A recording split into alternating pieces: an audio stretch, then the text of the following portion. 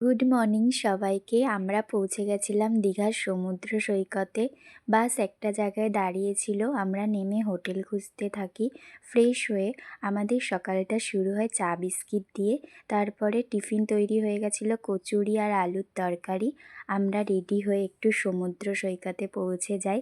অনেক বছর পর আবার দীঘায় গেলাম।